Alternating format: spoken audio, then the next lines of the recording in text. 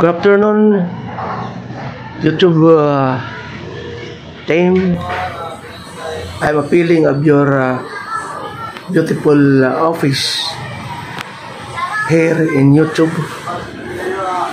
Thank you so much for your goodness, and thank you so much for your beautiful situation. And I hope you are regardless about my YouTube channel, the reuse content. Thank you so much for your goodness. Thank you so much for your kind, and I hope your answer, and I hope very well. And thank you for your decision to monetize